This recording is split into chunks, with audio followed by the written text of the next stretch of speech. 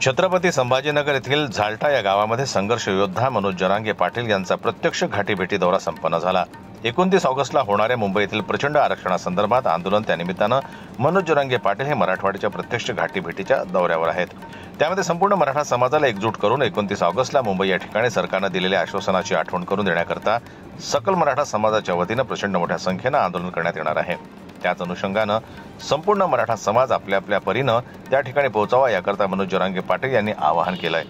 स्वतःच्या स्वखर्चाने आणि स्वतःच्या आरक्षणासाठी, स्वतःच्या सन्मानासाठी संपूर्ण मराठा समाजानं रस्त्यावर येणं गरजेचं आहे आणि आरक्षण मिळवण्यासाठी लाखोच्या संख्येनं मराठा समाज मुंबईकडे यावा असं आवाहन मनोज जरांगे पाटील यांनी केलं आहे। त्याच निमित्तानं या गावातील संपूर्ण मराठा समाजाला त्यांनी संबोधित केलं। काय सांगाल, आज संघर्ष योद्धा दादांची सभा झाली आणि या ठिकाणाहून दादाच्या मुंबईच्या जी हाक दिली त्या ठिकाणी किती लोक जाणार आहेत? जी मुंबई आरक्षणासाठी जी मुंबईला निघणारी जी आपण रॅली म्हणू त्याला, त्याच्यासाठी जी आढावा बैठक आज झालटा गावात घेण्यात आली। आता तुम्ही तर बघितलं, बैठकीला उत्तम प्रतिसाद होता आणि आम्ही गावातून कमीत कमी 200 ते 250च्या संख्येने आम्ही तिथे जातो। किती गाड्या असणार आहे साहेब आपल्या गावातून? सर गाड्या म्हणजे आम्ही आता छोट्या गाड्या न करता मोठ्या आयशरच 4 ते 5 आयशर आम्ही करतो। आणि नियोजन कसं आहे जाण्याचं? म्हणजे राहणं सोबतच खाणं वगैरे जेवण याचं काय?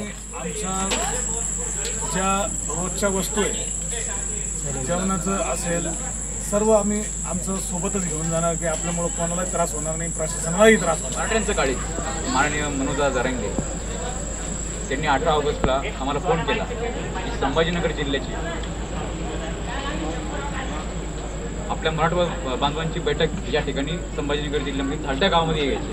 ज्या क्षणी हे मी ते ऐकलं त्यावेळेस मला आनंद हा माझ्या गगनाला मावत नव्हता त्यावेळी, कारण की आता 8 दिवस फक्त बाकी आहे। आज मुंबई दौऱ्याला जे आपण सर्व मराठा बांधव आपल्या हक्काच्या आरक्षणासाठी मुंबईला आपण 29 ऑगस्टला जी दादांनी हाक दिली आहे आपण त्यासाठी जाणार आहोत। त्या आढावा बैठकीसाठी आज दादांनी या ठिकाणी एक आपल्या संभाजीनगर जिल्ह्याची आढावा बैठक घेतली होती। त्या बैठकीत आपण बघितलं एवढा उत्स्फूर्त असा प्रतिसाद आज या गावामध्ये आज मिळाला आहे। मला सांगताना आज आनंद होतोय की आमच्या गावामध्ये अब्दुलभाई असतील, दलित समाजाचे आपले अण्णाभाऊ मगरे असतील, या दोन्ही तिन्ही समाजांनी आज हा जो कार्यक्रम या ठिकाणी आपण आयोजित केला होता त्यासाठी आमचे सर्व समाज बांधव या ठिकाणी अगदी तन मन धनाने यांनी सहकार्य केलं। स्वयंसेवक असतील, जेवणाची व्यवस्था असतील, पार्किंगची व्यवस्था असतील, कोणत्या ठिकाणी कमी पडणार नाही या अनुषंगाने सर्व समाज एपोर्टला, तसेच गावातील स्वयंसेवक आहे त्यांना मी 2 दिवसापासून बऱ्यापैकी सूचना दिल्या होत्या।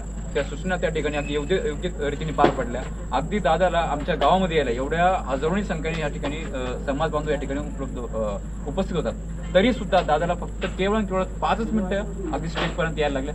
अशा प्रकारे आम्ही या येणाऱ्या समाज बांधवांची व्यवस्था केली होती। घाटीभेटीचा जो काही दौरा होता, या दौऱ्याच्या अंतर्गत मराठामध्ये असणारं सगळं रक्त जे आहे या बैठकीच्या अंतर्गत जागृत झालेलं आहे। तर या महाराष्ट्रामधल्या प्रत्येक मराठ्यांना या ठिकाणी आरक्षण या ठिकाणी मिळालंच पाहिजे, हे त्या मागची खरी भूमिका आहे। आज जर बघितलं तर गोरगरीब घरातल्या शेतकरी कुटुंबातल्या असणारे जे काही मुलं आहेत, आज यांचं आत्महत्येचं असणारं प्रमाण जी वाढत चाललेलं आहे, याला कारणीभूत काय असेल तर आरक्षण। आज जर विचार जर केला तर मराठीचे मुलं जे आहेत चांगल्या पद्धतीने अभ्यास करतात, चांगल्या पद्धतीने मार्क्स त्या ठिकाणी प्राप्त करतात, परंतु या आरक्षणामुळे कुठेतरी मागं पडत चाललेलं आहे। आणि या दृष्टिकोनातून निश्चितपणे दादांनी हा चालू केलेला लढा जो आहे तो या सगळ्या मराठ्यांनी शेवटपर्यंत नेणं हे आपलं कर्तव्य आहे। या दृष्टिकोनातून आम्ही नक्कीच येणाऱ्या 29 तारखेला आम्ही मुंबईला जाणार आणि जाऊनच फक्त वापस नाही येणार, तर निश्चितपणे आम्ही त्या ठिकाणी गेल्याच्या नंतर आरक्षण आमच्या हक्काचं आहे ते आम्ही नक्कीच या ठिकाणी घेऊ। आम्ही सातत्याने बघतोय दादा खूप चांगल्या पद्धतीने लोकांचा परिचय करून द्या, जे काय लढताय। आणि मी माझ्या समोर येत असताना दादाचा लढा जेव्हा आम्ही बघतो तर आमच्याही मनात दादासाठी खरंच दादा आता जेव्हा भाषण करतो आपण सगळे लोक होतो दादाचं भाषण आणि दादाची जी समाजाबद्दल तळमळ आहे त्या लढ्याबद्दल दादा आहे. मी स्वतः मला असं वाटतं की दादाच्या लढ्यात मी स्वतः राहिलो आणि मुंबईपर्यंत मी राहिला विषय खाण्यापिण्याचा आहे की दादा जर 17 दिवस समाजासाठी उपाशी राहू शकले तर साहेब मुंबईला जाताना खाण्याचा कोण विचार करणार? आपण काय घेऊन जाणार, कसे जाणार? तर आम्ही लोक जाणार. कारण आमचा आणि दादाचा लढा आम्हाला असं वेगळं वाटत नाही. दादाचा लढा तो आमचा आपला वाटतो. कारण मी ज्या समाजात नव्हतो आम्ही ह्या गोष्टी पूर्वात बघत आले आणि वाईट वाटते. महाराष्ट्रामध्ये मराठा समाजाने ही वेळ आहे आणि सरकार माझी विनंती आहे यांनी समजूनच घ्यायला पाहिजे आणि हा लढा कुठंतरी थांबला पाहिजे. जर त्यांच्या लक्षात येत नसेल लोकशाही मार्गाने दादा जर हा लढा लढून काही चुकीचं मागत नसलं तर हा लढा माझ्या मते आणि हा शेवटचाच असला पाहिजे. त्यामुळं समाजाचा किंवा दादाची हेळणं न करता माझी सरकारनं हीच विनंती, हा लढा इथे थांबला. आरक्षणाशिवाय मुंबईहून माघार नाही असं आवाहन त्यांनी सर्वांना केलं. त्याच उद्दिष्टानं आपल्या राहण्याचे खाण्यापिण्याचं सामान घेऊन महिला पुरुष मंडळी लाखोच्या संख्येनं मुंबईला रवाना होतील. त्यात सर्वांनी आपला सहभाग नोंदवावा असं आवाहन केलंय. जीव गेला तरी चालेल परंतु आरक्षण घेऊनच परत येणार अशी ग्वाही जरांगे पाटील यांनी समाजाला दिली. मराठा समाजाच्या पुढील भविष्यासाठी आरक्षण खूप महत्वाचं आहे असंही ते यावेळी म्हणाले. जन्मत लाईव्ह न्यूज करता छत्रपती संभाजीनगरहून दिलीप परगट यांची रिपोर्ट.